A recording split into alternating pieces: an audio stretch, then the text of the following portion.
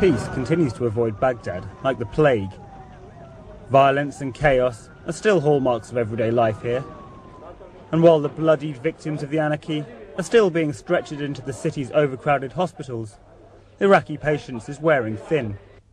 The occupation of our country, they are controlling everything, they are stealing everything, they are destroying our history, our museums, they are killing our children.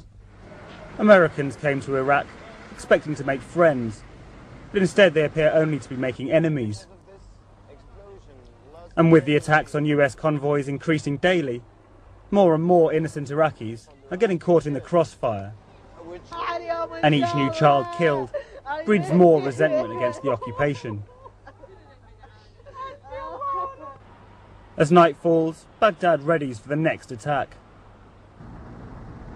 We were driven to a secret location, 40 minutes southeast of Baghdad, to meet one of the resistance cells behind such attacks.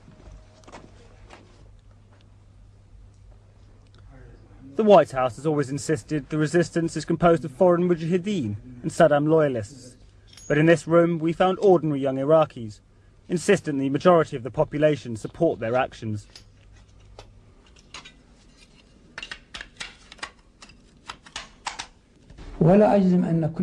Only a few in this nation do not support us. Most people are with us.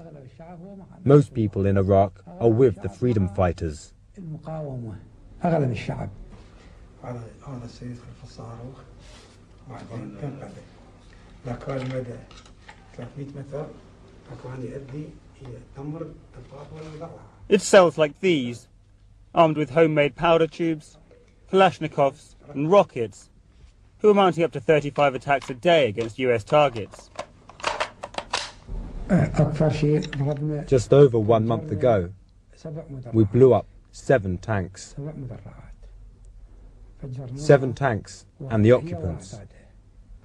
The number of dead is not clear, but no one came out alive.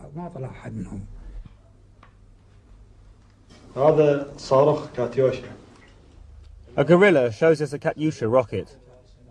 This is the same type of rocket that was used so devastatingly in attacks against otherwise impregnable US compounds.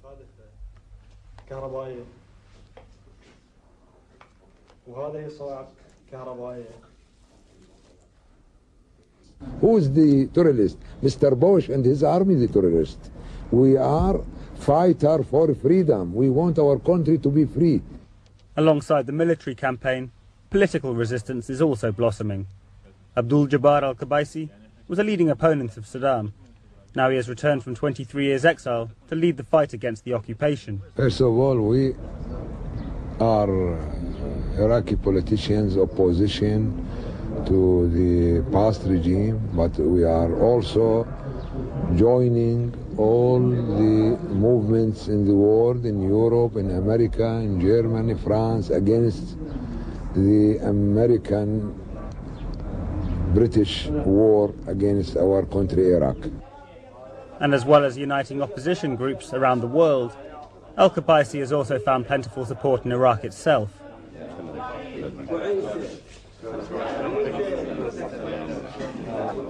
This group of 35 sheikhs and tribal elders claims to hold sway over more than 3 million Iraqis, both Sunni and Shia. Al-Qabaisi has called them together to ask help in uniting Iraq against the occupation. The fighters against occupation are the ones who keep Iraq united. And God willing, you are the fighters. You are the people who will keep Iraq united. With the strength of your sons that are in arms against the occupiers, Iraq will be liberated, united and victorious. Thank you very much. There is little doubt these influential sheikhs are right behind al-Qabaisi. We will drive out the Americans if it takes 100 years.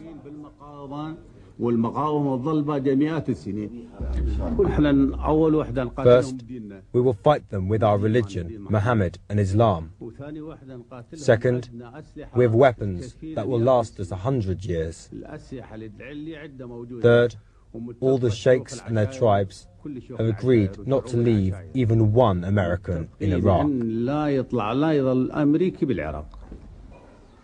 The fiercely proud sheikhs have a long tradition of resistance.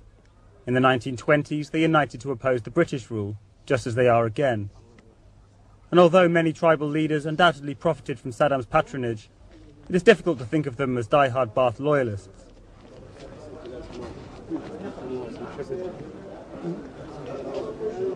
No one can say they are pro-Saddam. No. But they are against the occupation. Finding the resistance is like looking for a needle in a haystack. The coalition are faced with a nearly impossible task. And as the number of resistance attacks grow, more and more poorly trained and inexperienced Iraqis have been recruited into the security services.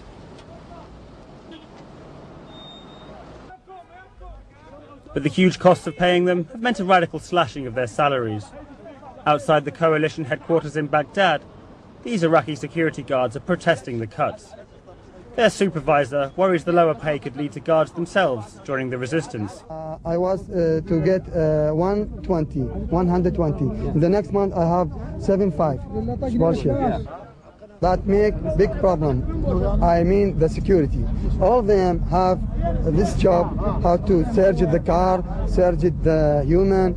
If someone too broken up and maybe someone he have to like to enjoy security fighter or terrorist party, that make big problem.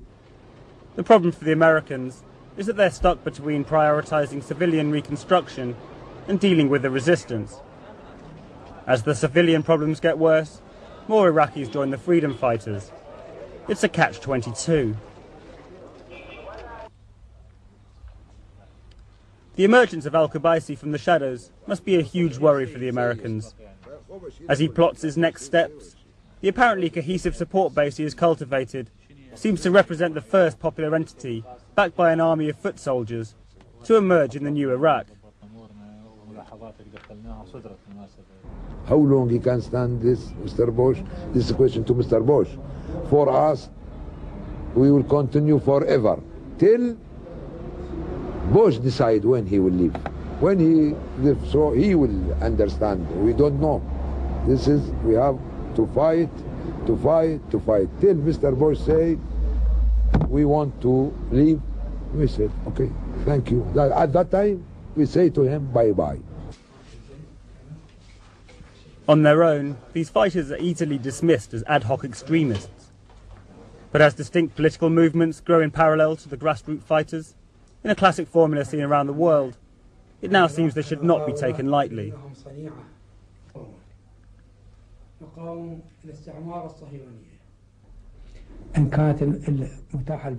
If we have light weapons, then we will fight with those.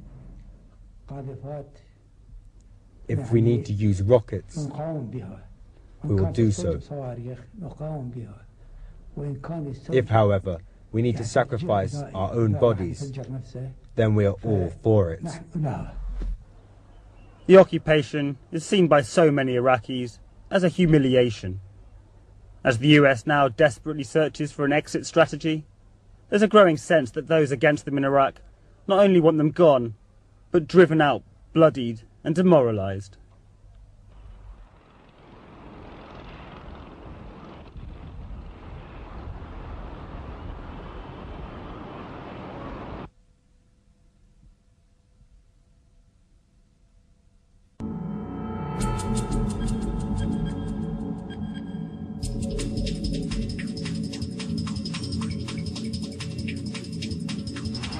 Such a tact.